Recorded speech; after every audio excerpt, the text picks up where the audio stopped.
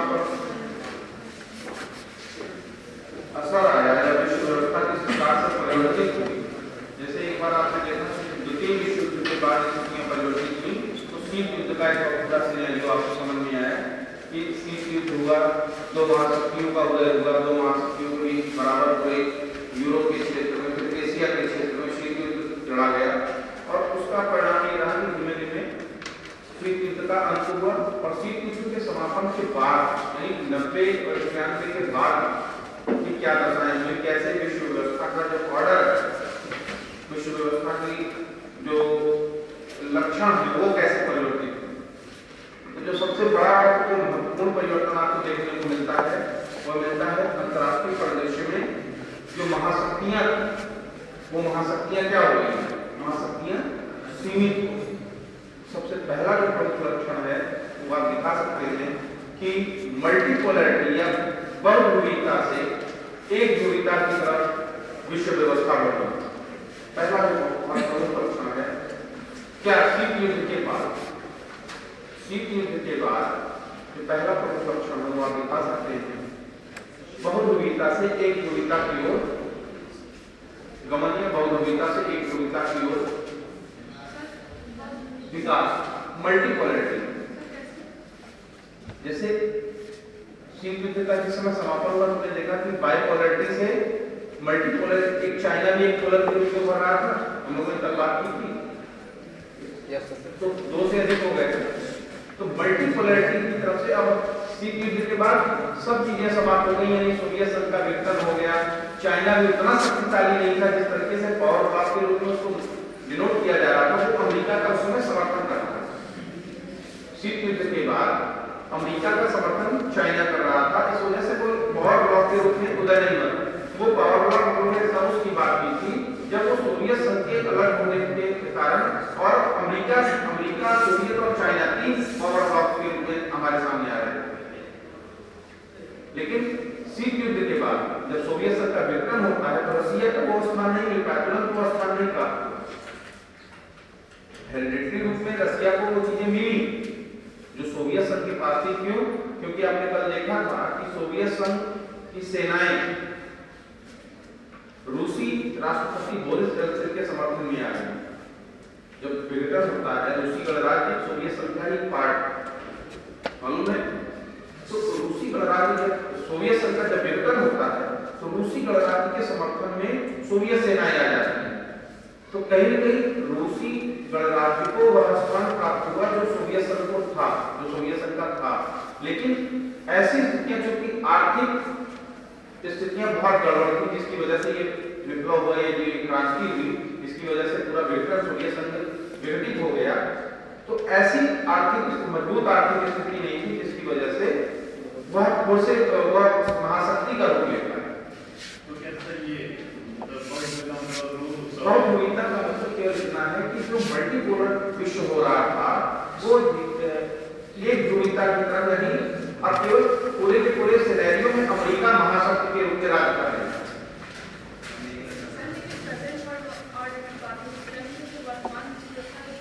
हम present world order में वर्तमान विश्व व्यवस्था की बात करेंगे, लेकिन हम जो शीत युद्ध के बाद कर गए थे उनको नहीं दिखाओगे, हमको वहीं से करना है। प्रेजेंट और वर्ल्ड ऑर्डर का मतलब ये है कि वर्तमान विश्व व्यवस्था दिखाने का मतलब ये है कि हम प्रेजेंट वर्ल्ड ऑर्डर दिखाना है, लेकिन ऐसा नहीं कि शीत युद्ध के बाद की स्थितियों को नहीं दिखाएंगे, हमको दिखाना पड़ेगा। तो वही स्थिति हम दिखा रहे हैं। अभी आपको ग्लोबलाइजेशन बताना पड़ेगा। ग्लोबलाइजेशन भी बहुत बड़ा फैक्ट था, बहुत बड़ा कारण था नई विश्व व्यवस्था।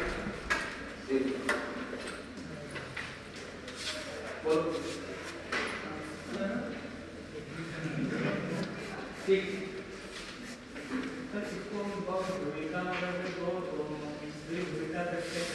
द्विध्रुवीयता नहीं कह सकते, वही मैं आपको बता रहा हूँ। द्विध्रुवीयता क्योंकि देखिए द्विध्रुवीयता जो पुराना शीत युद्ध वो तो बाइपोलर,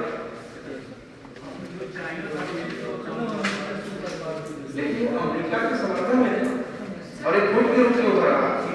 जैसे वर्तमान विश्व युद्ध, वर्तमान जब वर्ल्ड ऑर्डर की आप बात करेंगे तो वर्तमान फिर मल्टीपोलर हो गया है।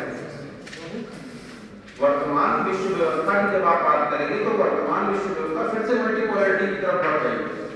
अब किसी एक देश का यह शासन नहीं है, कोई एक देश चाहे तो दादागिरी कर सकता है, एक देश चाहे तो पूरे विश्व व्यवस्था पर अपना राज कायम कर सकता है, ऐसी व्यवस्था नहीं है। अब सबके पास बहुत ज्यादातर शक्तियों के पास परमाणु शस्त्र पहुंच गए। सबसे बड़ी बात जो इसका एक्सपेंशन हुआ है, परमाणु शस्त्रों का जो एक्सपेंशन हुआ है, उसकी वजह से अब कोई एक शासक या कोई एक देश इस बात का दावा नहीं कर सकता है कि वह किसी देश को अपनी मनमानी से अपने कब्जे में कर सकता है। इंटरनेशनल की जो पावर थी अब वो धीरे धीरे समाप्त हो गई। नौ साम्राज्यवाद की तरफ बढ़ रहे, अब दूसरी तरीके से इकोनॉमिक इंटरनेशनल आ रहा है। समझ रहे हैं? अब किसी को आप युद्ध के माध्यम से लड़के उसके ऊपर शासन नहीं कर सकते। अब एक अलग तरीके का शासन है। अब आप इकोनॉमिक वे में उसकी तरफ घुसते हैं, उसके यहाँ जाते हैं, उसकी चीजों को पकड़ते हैं और वहां पे शासन करने के लिए आपको आर्थिक रूप से वहां पे सशक्त होके और आर्थिक उसकी जो कमजोरी है उसका फायदा उठाते हैं। भाई जो गरीब देश हैं, जो पिछड़े देश हैं, वहां पे कैसे जो महाशक्तियां वहां पे कैसे अपना एक्सपेंशन करती हैं। भाई निवेश के माध्यम से वहां उन्होंने तमाम चीजों का निर्माण किया, तमाम डेवलपमेंट की योजनाएं लेके गए, जिससे क्या हुआ कि अब वहां पे अब उनका कब्जा होता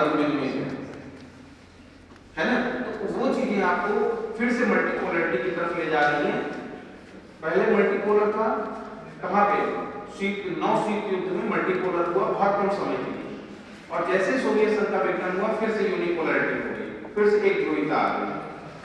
यानी अगर आप 90 के बाद का जो दशक देखिए, 90 के बाद के दशक में लगभग आप 21वीं शताब्दी के प्रारंभ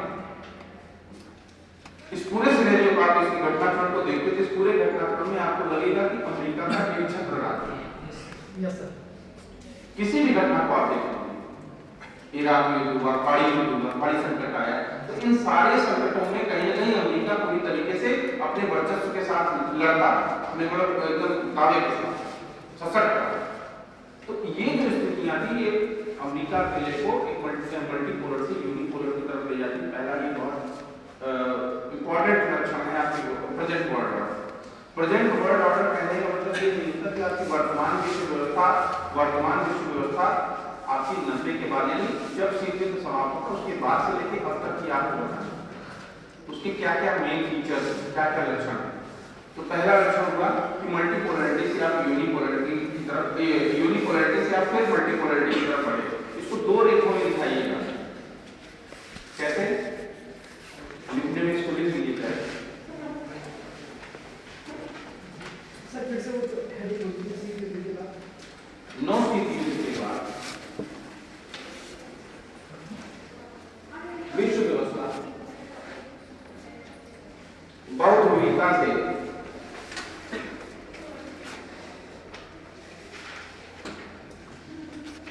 एक ध्रुवीय विश्व व्यवस्था की ओर बढ़ी।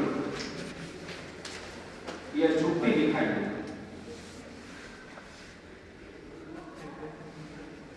बहुध्रुवीयता से विश्व व्यवस्था एक ध्रुवीयता ब्रैकेट में यूएसए की तरफ, एक ध्रुवीयता ब्रैकेट में यूएसए की तरफ झुकती हुई दिखाई दी।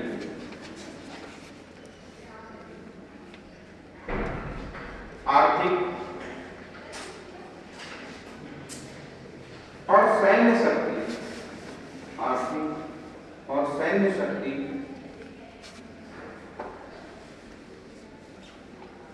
यूएसए के पक्ष में चली गई।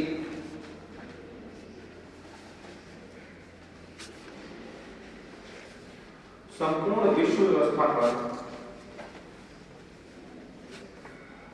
यूएसए का आधिपत्य होता है।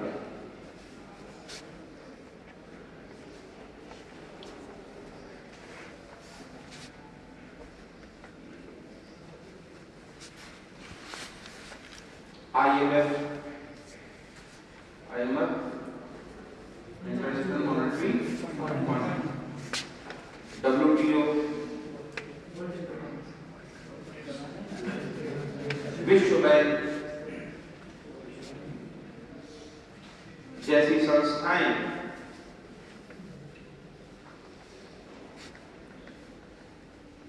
उसके नियंत्रण में कार्य करने लगे।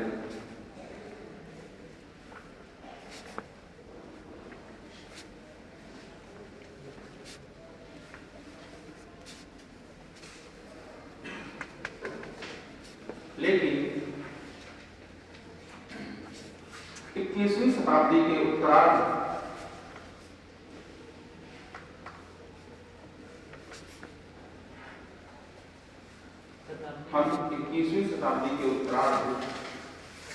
हमें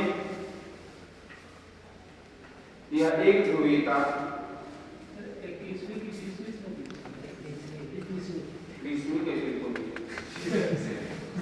20वीं कैसे हो गई? 20वीं कब हो गई?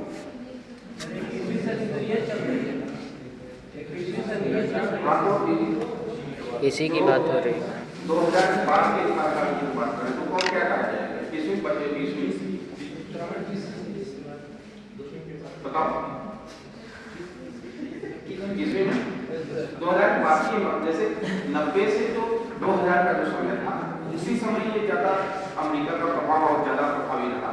लेकिन धीमे धीमे 2000 के बाद से 98 में जब परमाणु परीक्षण भारत करता है और एशिया के रीजन में जब परमाणु की पूरी प्रसार हो जाता है तो यही यूनिपोलैरिटी फिर से मल्टीपोलैरिटी में बदलती नजर आती है। क्यों अमेरिका ने बहुत ज्यादा प्रतिरोध लगाया? क्यों चाइना, ये जो भी महाशक्तियां थी जिनके पास परमाणु शक्तियां थी उन लोगों ने क्यों भारत जैसे देश पर प्रतिबंध लगाया? इसी तरह से लगाया क्योंकि भारत एक ऐसा माध्यम था जिसके भारत के परमाणु परीक्षण से ये पूरी जो इनकी विश्व व्यवस्था थी वो गड़बड़ा गई।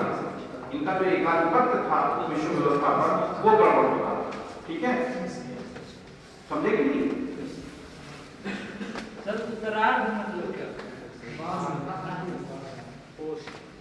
बताओ क्यों नहीं पता? उत्तरार्ध का मतलब नहीं पता। उत्तरार्ध का मतलब होता है कि लेटर 21वीं शताब्दी के उत्तरार्ध मतलब जो 2000 के बाद का जो समय होगा वो 21वीं शताब्दी का उत्तरार्ध था। और 21वीं शताब्दी का पूर्वार्ध क्या कहा जाएगा? 2000 के पहले का।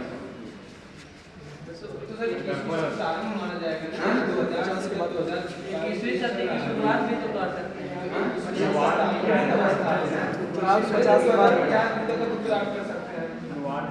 2050 तक उत्तरार्ध कर सकते हैं। 50 के बाद वाला समय जैसे फिर वो क्या होगा? पूर्वार्ध। लिख लो यार, इसको तो भाषागत तुमको समझना है, तुमको देश में समझना है वो लिख। शुरुआत लिख सकते हैं। शुरुआत जितनी सीधी और सादी भाषा लिखोगे ज्यादा अच्छा रहेगा। तुमको जो समझना है वो लिख। 21वीं शताब्दी की शुरुआत में या एक ध्रुवीयता पुनः बहुध्रुवीयता में बदलती नजर आई जब विश्व के प्रमुख संस्थानों पर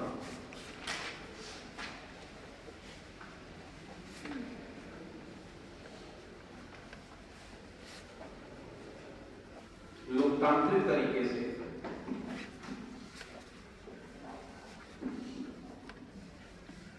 अन्य राज्यों या अन्य महाशक्तियों मतलब अन्य राज्यों का भी योगदान बढ़ने लगा।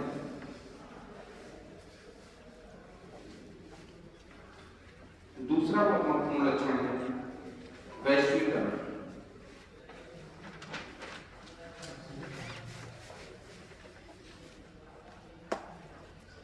क्या है वैश्वीकरण? विश्व सीमा का एक गांव बन जाएगा। जहाँ सारे एक देश है दूसरे देश में पूरी सीमा रह जाए और ये कौन सा ये कब की संकल्पना है?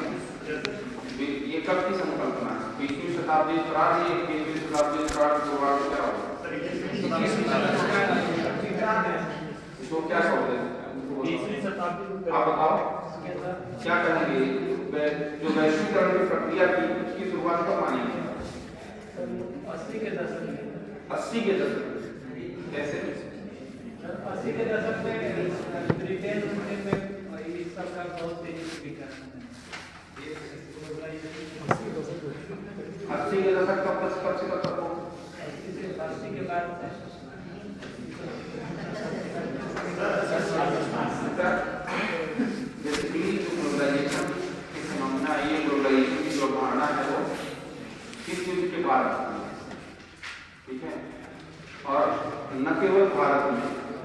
और पूरे विश्व में जो पूरे विश्व में वैश्वीकरण का सबसे दौर है वो 90 के दशक में माना जाता है, जो 1991 सोवियत संघ के विघटन के बाद, और सोवियत संघ का विघटन भी इसी आधार पर हुआ। तो ग्लोबलाइजेशन अपने पीक पर इस टाइम में था, शुरुआत तो 80 के आसपास की हुई। कहाँ पे हुआ था बताओ एक बार। ब्रिटेन में, क्या हुआ था वहाँ पे? ब्रिटेन अमेरिका में एफटीए के माध्यम से अपने आप को फ्री फ्री ट्रेड एरिया और ग्लोबलाइजेशन एक अलग चीज है। देखो, जो ग्लोबलाइजेशन की फिनोमिना है वो ये कहती है कि पूरी तरीके से वैश्वीकरण के रूप में पूरा विश्व एक, दो देश एक नहीं। सर तो पूरा जो यूरोपियन यूनियन बन गया था उस टाइम, यूरोपियन यूनियन बन गया यूरोपियन यूनियन यूनियन के दौरान। सीधी उससे 96 में यूरोपियन यूनियन था, लेकिन उससे पहले भी तो यूरोपियन यूनियन के कहाँ था यार, कहाँ कैसे बात कर रहे हो? जो अमेरिका और ब्रिटेन के बीच संधि हुआ था सर, वो अपने आर्थिक आदान प्रदान के लिए, और तो अमेरिका और ब्रिटेन में हुआ था। हाँ सर, वो केवल भी यूरोपीय देशों तक ही नहीं, शुरुआत ऐसे ही केवल दो देश थे, सीख पे थोड़ी चले। ऐसे नहीं होती है। इसकी शुरुआत 90 के दशक में मानी जाती है और ये पीक पे नहीं था, पीक पे अब आया। पीक पे वैश्वीकरण अब है जब आप वैश्वीकरण केवल आर्थिक रूप में नहीं ले आते, अब आप वैश्वीकरण हर क्षेत्र में ले आना चाहते हैं। आर्थिक, राजनीतिक, सांस्कृतिक, सामाजिक सभी क्षेत्रों में जब आप ले आने की बात करते हैं, विश्व व्यवस्था को एक करने की बात करते हैं, तब आप ये कहते हैं कि वैश्वीकरण अब अपने पीक पर है। केवल एक पहलू पर आप नजर डाल के ये नहीं कह सकते वैश्वीकरण समय पूरे दिन ठीक है, ठीक है।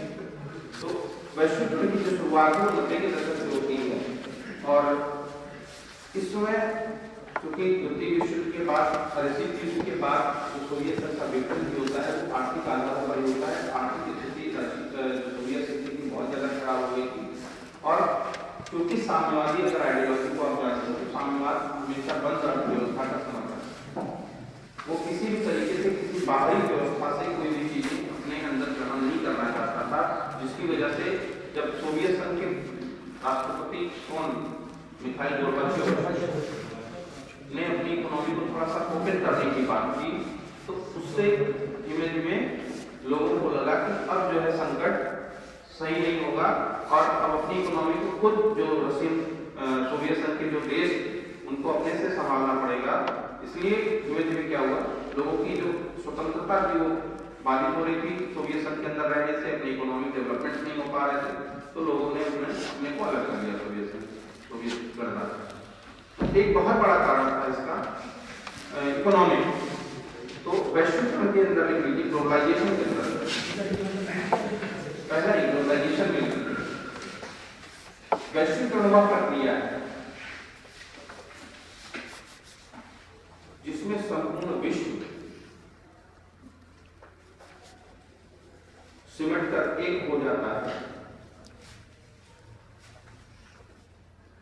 एक देश की वस्तुओं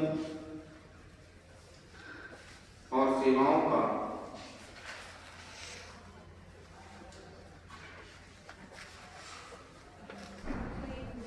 एक देश की वस्तुओं और सेवाओं का दूसरे अन्य देशों में लेन देन होता है, जिसमें राज्य की सीमाएं बाधक नहीं होती।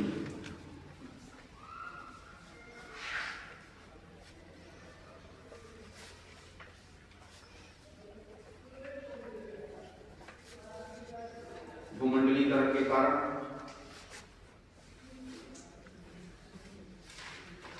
बहुराष्ट्रीय कंपनियों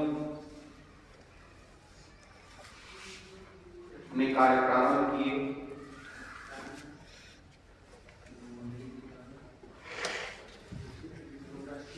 जिससे भूमंडलीकरण के कारण बहुराष्ट्रीय कंपनियां एमएनसीज ने काम करना प्रारंभ किया, जिससे अंतर्राष्ट्रीय आर्थिक लेन देन पर लगी रोक हटने लगी और व्यापार के क्षेत्र में खुलापन,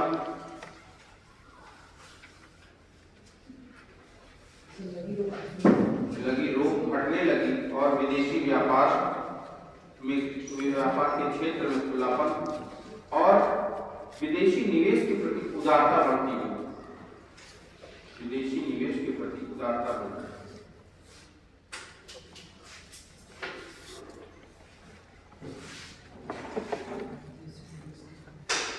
दूसरा लक्षण या दूसरी विशेषता उदारीकरण, लिबरलाइजेशन।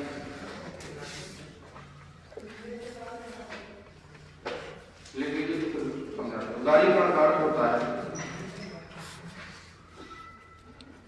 उदारीकरण का अर्थ है कि व्यापार हेतु कानूनी प्रतिबंधों में ढील देते हुए, व्यापार हेतु कानूनी प्रतिबंधों में ढील देते हुए आयात और निर्यात को आसान बनाना।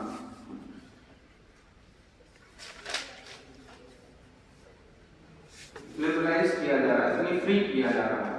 जो आयात निर्यात है उसको फ्री किया जा रहा है। क्या फ्री ट्रेड एरिया? तो क्या है? आयात निर्यात को आसान बनाया जा रहा है। ठीक है। उदारीकरण में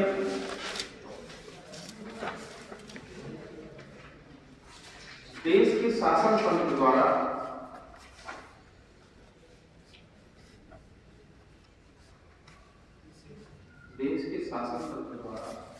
अपनाई जाने वाली लाइसेंस, नियंत्रण, कोटा, प्रशुल्क, टैरिफ जिसको आप बोलते हैं, प्रशुल्क, लाइसेंस, नियंत्रण, कोटा, प्रशुल्क आदि औपचारिकताओं को कम करना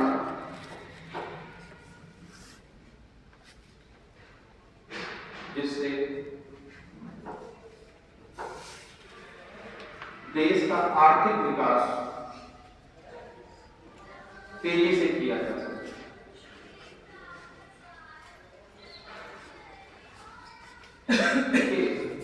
बेसिकली ये बात जिससे देश का आर्थिक विकास तेजी से किया जा सके।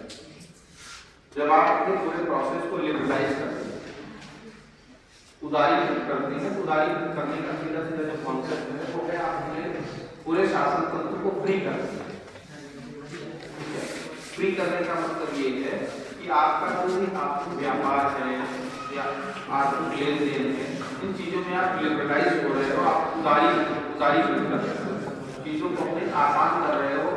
जो बहुत तमाम लाइसेंसिंग प्रणाली थी, टैरिफ आप देते थे, इन सारी चीजों से आप मुक्त कर रहे हो। टैरिफ देने का तात्पर्य यह है कि जैसे कई लोगों को प्रशुल्क देते हैं ना, उसका शुल्क सरकारें भरती हैं, तो वो बायसनेस हो जाता है ना किसी के प्रति। जैसे अगर आपने देखा हो तो ये WTO या IMF का हमेशा टैरिफ का ही मुद्दा हमेशा होता है। डिमांड जो वर्ल्ड कंट्रीज है वो हमेशा टैरिफ की मांग करती है। क्या मांग करती है? टैरिफ की मांग करने का मतलब ये वो प्रशुल्क की डिमांड करते हैं कि जैसे अन्य देशों जो आप विकसित देशों में जो आप व्यापार कर रहे हो और हमारे यहाँ जो व्यापार कर रहे हो उसमें थोड़ा सा डिफरेंस होना चाहिए। छूट मिलनी चाहिए, आपको सब्सिडी मिलनी चाहिए। आप प्रशुल्क को सब्सिडी के रूप में भी दे सकते हो कि गवर्नमेंट जो है सब्सिडी देती है, तो उसको वहां पे ये जब लिबरलाइज आप करते हो तो ये सारी चीजें आपकी बंद हो, सबके लिए ओपन मार्केट, एवरीथिंग, सभी चीजें और सभी लोगों के लिए आपने खोल दी, लिबरलाइज कर दिया आपने पूरे मार्केट को। सभी लोग आए और अपनी इच्छा, अपनी सामर्थ्य के अनुसार सामान लें। इसमें किसी को कोई टैरिफ नहीं मिला, किसी के लिए कोई नियंत्रण नहीं लगाया गया, किसी के लिए कोई लाइसेंसिंग नहीं लगाई गई। सब लोग अपना सामान मार्केट में आके बेच रहे हैं और सब लोग अपना ले रहे हैं। ठीक है, तो ये लिबरलाइज आपने मार्केट को लिबरलाइज कर दिया, उदारीकृत कर दिया। ठीक है, next market oriented economy. Market oriented economy बाजारोन्मुख अर्थव्यवस्था। बाजारोन्मुख मार्केट ओरिएंटेड इकोनॉमी,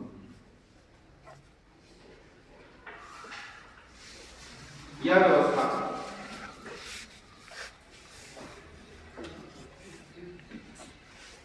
मुक्त अर्थव्यवस्था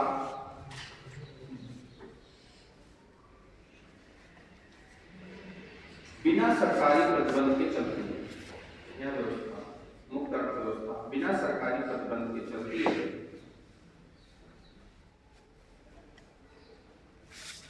जिसके अंतर्गत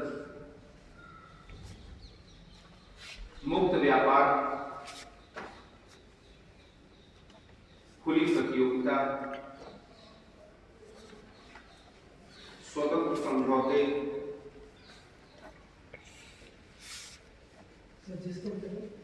मुक्त व्यापार, खुली प्रतियोगिता, स्वतंत्र समझौते और आर्थिक क्षेत्र में राज्य का न्यूनतम नियंत्रण होता है।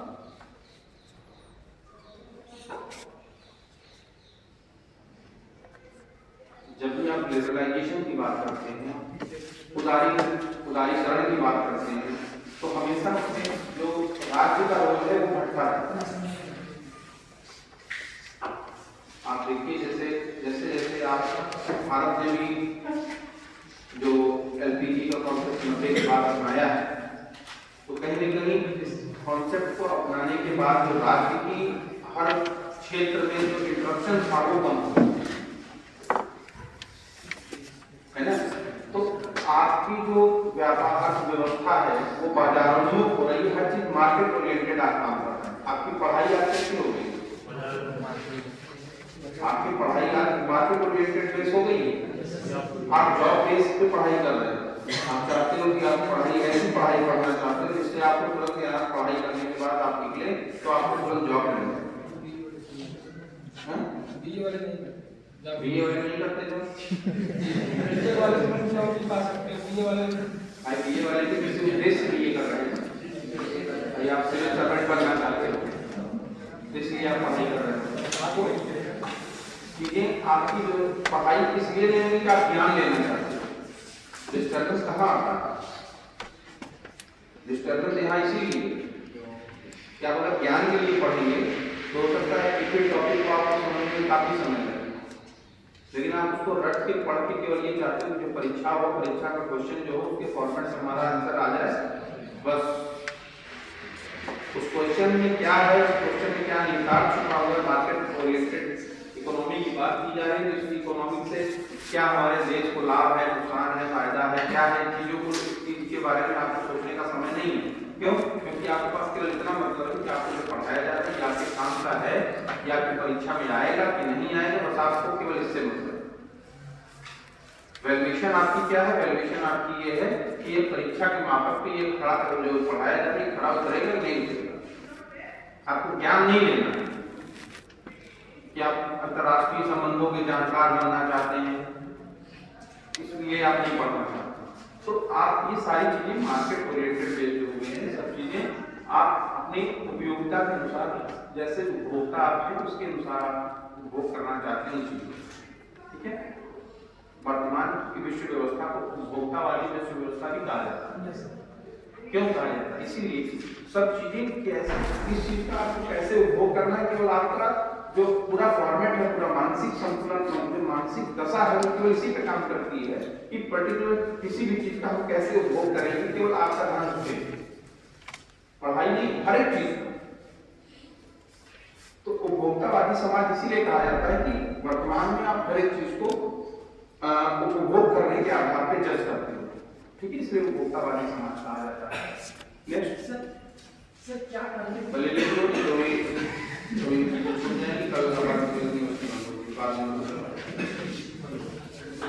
कल इंफॉर्मेशन टेक्नोलॉजी, सूचना प्रौद्योगिकी,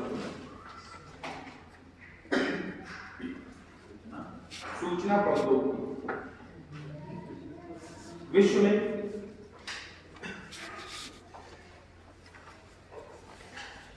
वर्तमान युग को सूचना प्रौद्योगिकी युग के नाम से भी जाना जाता है।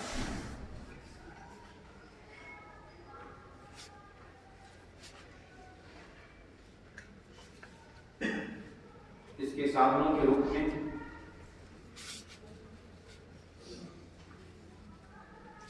टेलीग्राफ, रेडियो, इसके साधनों के रूप में सूचना प्रौद्योगिकी के टूल्स क्या हैं जिसके माध्यम से आप सूचना प्रौद्योगिकी का प्रसार करते हो। Telegraph, radio, transistor, telephone, mobile, उसके साधनों के रूप में telegraph, radio, transistor, mobile, computer,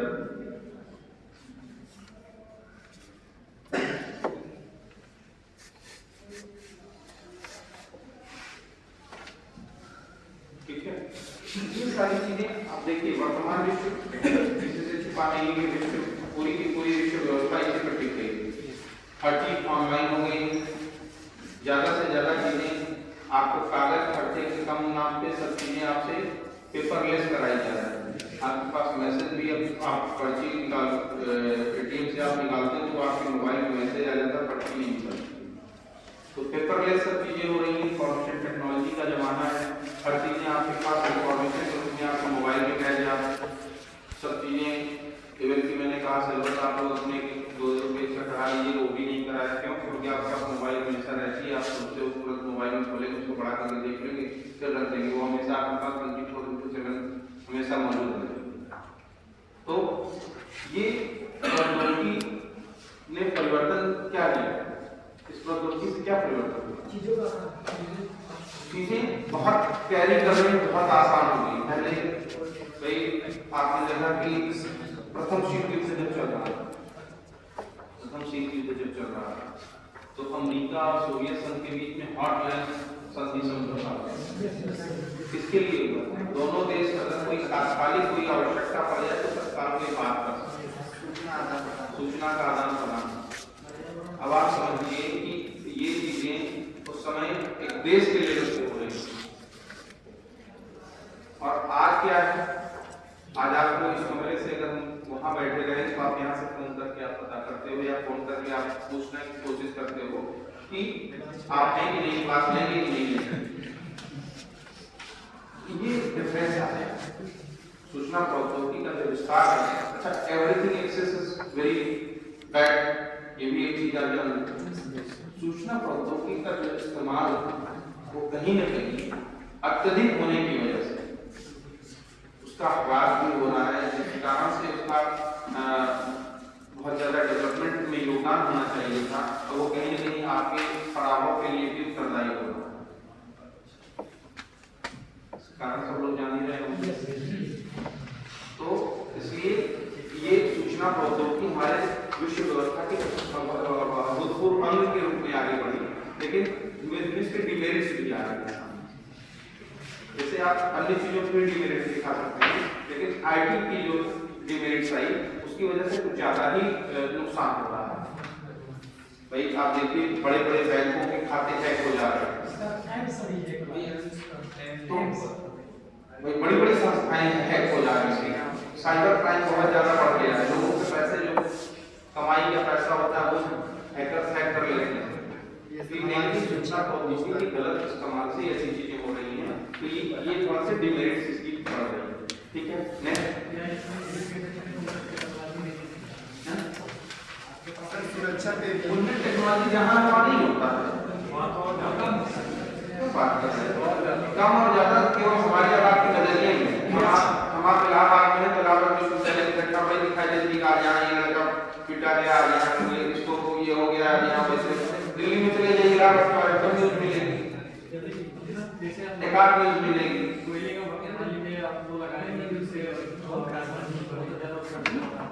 विकसित देशों में देखेंगे तो वहाँ कैसी टेक्नोलॉजी डाली गई है, मतलब उसको क्या कहते हैं कि फिल्टर करके सालों से क्या बात है 70% नहीं सुनिए अभी आपके देश का जो योगदान है वो भी विकसित देशों से कम है। वही कह रहा हूँ टेक्नोलॉजी के उन्नत टेक्नोलॉजी विकसित देशों से कम है आपके यहाँ। अमेरिका चाइना सबसे ज्यादा कार्बन उत्सर्जन कर रहा है। 80% कर रहे हैं ये लोग।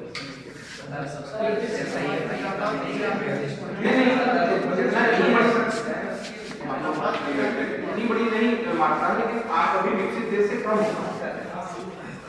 तो हम ये नहीं करें कि आपकी टेक्नोलॉजी कमजोर है। कमजोर तो है भाई, जाहिर सी बात है। आप अपने उन्नत नहीं उतने अमेरिका और अन्य देश हैं जो महाशक्तियां हैं, उनके पास जो टेक्नोलॉजी है वो आपके पास नहीं है।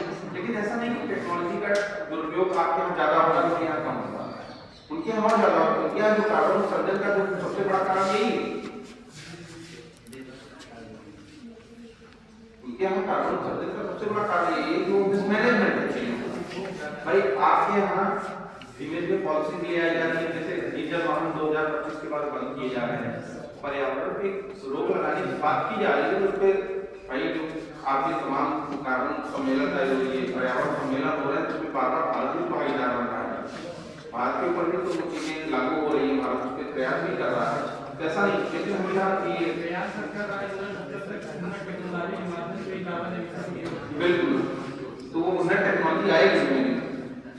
ठीक है, नेक्स्ट सांस्कृतिक पहचान के आधार पर पॉइंट बना दो। सांस्कृतिक पहचान के आधार पर विश्व व्यवस्था की पुनर्रचना।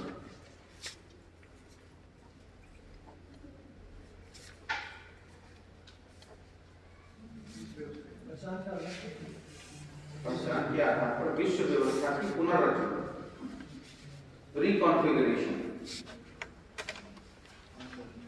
इस नए विश्व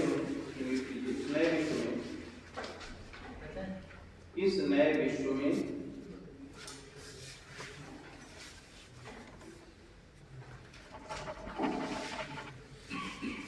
विश्व राजनीति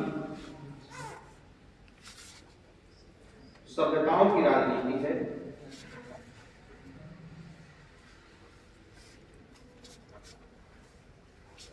और अंतरराष्ट्रीय मुद्दों के संबंध, अंतरराष्ट्रीय मुद्दों का संबंध सभ्यताओं के संघर्ष से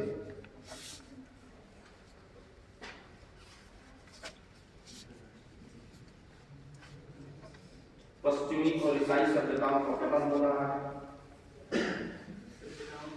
पश्चिमी और ईसाई सभ्यताओं का पतन हो रहा है।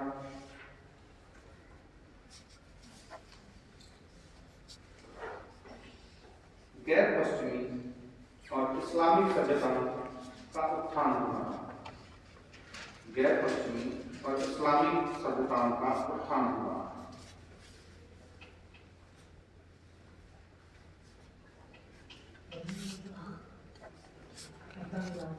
पतन हो रहा है और गैर पश्चिमी और इस्लामिक सभ्यताओं का उत्थान हो रहा है। नई विश्व व्यवस्था, सभ्यताओं का संघर्ष, विश्व शांति के लिए नई विश्व व्यवस्था में सभ्यताओं का संघर्ष, विश्व शांति के लिए सबसे बड़ी चुनौती और खतरा।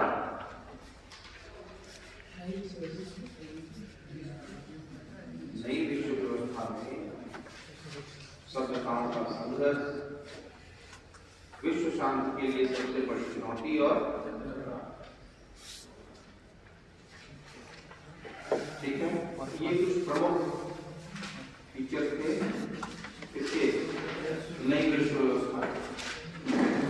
नेक्स्ट टेक्निकली ग्लोबलाइजेशन, वैश्वीकरण। आगे कोई क्लास नहीं है इसके बाद? नहीं, वैश्वीकरण बहुत पार्ट हो गया। क्या समझना? देखिए, इसको समझ लीजिए कि कुछ सभ्यताएं हैं, जैसे आपने देखा कि प्रारंभ में ईसाइयत का बोलबाला, ठीक है। तो ये जो सभ्यताओं और फिर बीच में इस्लामिक देशों का जो पराभव हुआ वो बहुत ज्यादा तेजी से हुआ। कहीं से ये सभ्यताओं का जो टकराव है, ये नई विश्व व्यवस्था में बहुत ज्यादा। अब देखिए जैसे आप पश्चिमी सभ्यता की बात करते हैं, पश्चिमी सभ्यता और आपकी जो पूर्वी सभ्यता है, तो पश्चिमी सभ्यता और पूर्वी सभ्यताओं का जो टकराव है वो कहीं न कहीं नई विश्व व्यवस्था के लिए खतरा साबित होगा।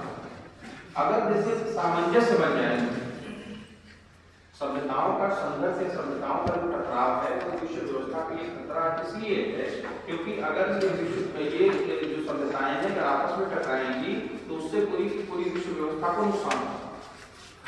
आप देखिए जैसे आपके यहाँ पश्चिम के लोग आते हैं और यहाँ के वेशभूषा का, यहाँ की सांस्कृतिक उसका अनुकरण करते हैं, धोती पहनते हैं या तमाम चीजें पहनते हैं, तो आपको क्या लगता है एक वो यहाँ की तरफ का जो है, यहाँ की तरफ का अट्रैक्शन होगा और आप कहाँ भाग रहे हैं, आप वेस्टर्न की तरफ भाग रहे हैं। ये सभ्यताओं का टकराव नहीं होना चाहिए और इसको लेके मन में ये नहीं होना चाहिए कि हम उनकी सभ्यता अपना रहे हैं या वो हमारी सभ्यता अपना रहे हैं। ये टकराव नहीं होना, ये कोरिलेट होना चाहिए। जैसे आप उनके यहाँ जाते हैं, उनके वेशभूषा, या आप उनके यहाँ अपनी वेशभूषा में जाते हैं तो आपका मजाक न उड़ाया जाए, वो आपके यहाँ आते हैं अपनी वेशभूषा में आए तो यहाँ उनका मजाक न उड़ाया जाए। तो ये एक दूसरे को एडॉप्ट कहते नहीं कि आप दोनों एक दूसरे को समझने की शक्ति होनी चाहिए, जो एक दूसरे को समझना पड़ेगा दोनों सभ्यताओं को, ताकि ये सभ्यताओं का टकराव न हो। ठीक है, अगर ये सभ्यताओं का टकराव होगा तो ये विश्व व्यवस्था के लिए सही नहीं है। ठीक है, वैश्वीकरण, वैश्वीकरण की परिभाषा क्या दे सकते हैं?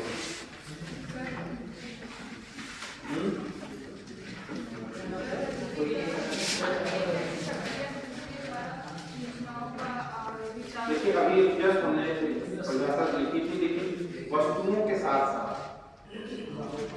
सेवाओं का भी आदान प्रदान होना चाहिए। केवल वस्तुओं का आदान प्रदान बाउंड्री रहित पूरे विश्व में कहीं भी वस्तुओं और सेवाओं दोनों का जब मुक्त रूप से आवागमन होता है, इसे आप वैश्वीकरण के रूप में परिभाषित करते हैं। ठीक है, तो वैश्वीकरण के बारे में वैश्वीकरण